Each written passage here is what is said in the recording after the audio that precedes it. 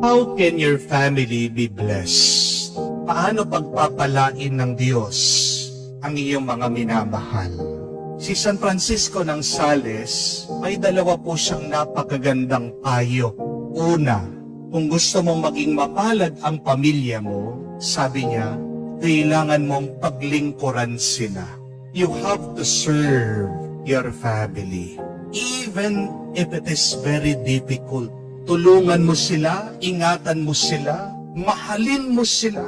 Kahit na mahirap silang mahalin, kahit na nabibigatan ka, kahit na naghihirap ka, paglingkuran mo sila. Sabi po ni San Francisco ng Sales, blessed are those who love their brothers and sisters and family, even if they are sick and useless, and be of service to them. Tandaan niyo po yun.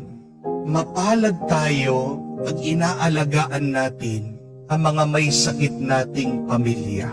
Amen? Lalong-lalo na kung yung iyong kapamilya, yung iyong anak, special yan. Ano yung sinasabi ng ibang magulang? Father, yan yung swerte ko. Totoo po, swerte niyo po yung batang yan. Kahit na hindi siya kamukha ng ibang mga bata, kahit na hindi siya normal. Dahil may bunga ang iyong pagsasakripisyo. Amen? Mapalad ka. Pag inaalagaan mo ang mga magulang mo na matatanda, kahit na makukulit ang mga yan, kahit na matitigas ang ulo, alagaan mo silang mabuti, mahalin mo sila, pagpasensyaan mo sila, at magiging mapalad ka. Kahit na yan, may cancer, nagdadialysis, magtiyaga ka. Kahit na pinagbubwisitan ka na, kahit na pinagbubugnutan ka na, kahit na pinagsasabihan ka na ng masasakit, manatili kang tapat na nag-aalaga sa kanila. Ano ang sabi ni Jesus? Sabi ng ating Panginoon, what you do to the least of your brothers, of your brethren, you do it unto me. Kung ano ang ginagawa mo dun sa mga nahihirapan, ginagawa mo din yon sa akin. Kaya pag sila ay nangangailangan ng tulong, huwag mong tatakbuhan.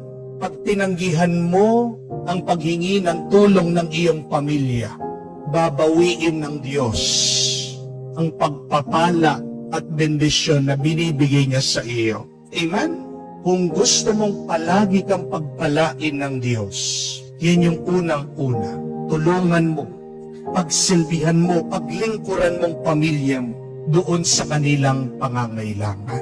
Pero pangalawa, sabi po ni San Francisco ng Sales, magiging mapalad ang iyong pamilya kung hindi mo sila pagsasalitaan ng masama. Don't speak ill against your family. Sabi ni San Francisco, blessed is he who loves his brothers, sisters, his family, and say nothing behind their back.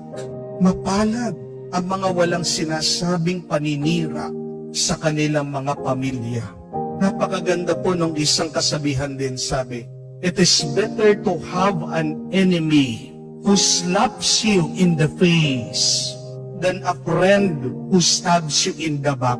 Anong pipiliin mo? Yung kaaway mo na sinasabihan ka ng masasakit sa harapan mo?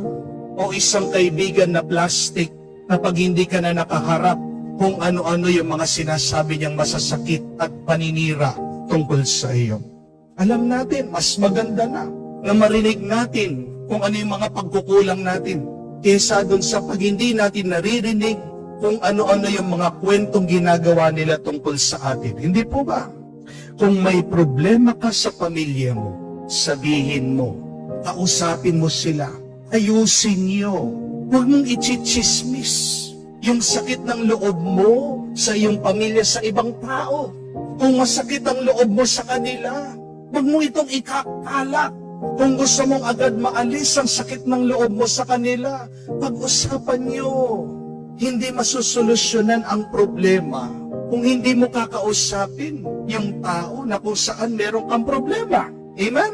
Kung meron kayong hidwaan at hindi pagkakaintindihan, doon sa loob ng inyong pamamahay, diyan sa kwarto, yung pag-usapan. Huwag yun nang idadama yung mga ibang tao. Nakakalungkot, marami sa inyo, dinadala pa sa barangay, nirereklamo yung kanilang mga asawa. Kaya nga, wala na sanang malalaman ng mga ibang tao, kumakalat yung kwento, sinong napapahiya? Kung hindi kayo, hindi po ba? Nagiging mapalad ba ang pamilya nun? Hindi po, dahil nasisira ang maganda nilang pangalan. Amen? Hindi aasenso ang pamilya na nagsisiraan. Hindi magiging mapalad ang pamilya kapag plastic ang bawat isa. Amen? Di ba, nakalagay po yan sa 10 utos. Do not bear false witness. Huwag kang magsisinungaling. Kaya sana, sa harap ng iyong pamilya, maging totoo ka. Kung gusto mo maging mapalad kayong lahat, sabihin yung totoo, maging tapat kayo sa bawat isa. Huwag kang magsasalita ng masama sa likod ng iyong pamilya. Pangatlo, at kahuli-ulihan, ito galing sa ating Panginoon. Nagiging mapalad ang pamilya kung binubuhay nila at ginagawa nila ang kagustuhan ng Diyos, ang salita ng Diyos. Amen? Dahil pag ang isang tao binubuhay niya ang kagustuhan ng Diyos, anong sabi ni Jesus? Tinuturing niya ito bilang kapatid, bilang kapamilya, bilang kamag-anak. At anong ibig sabihin nun? Pag meron kang ugnayan sa Diyos, kay Jesus, hindi kanya papabayaan dahil close kayo, dahil hindi na kayo iba sa bawat isa.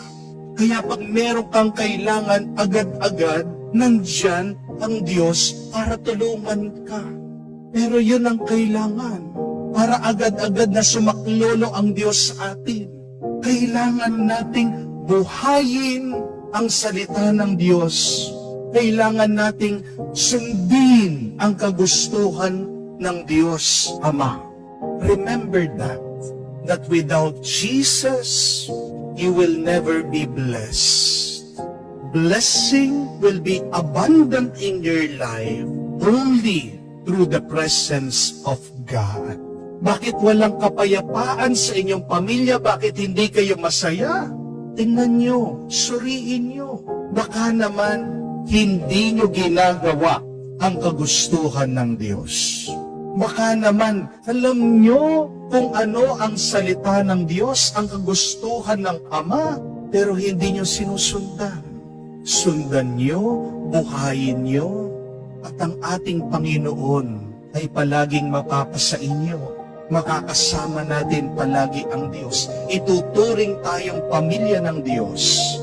At pagkasama natin ng Diyos, ano ba ang problema o pagsubok na hindi natin makakayanan?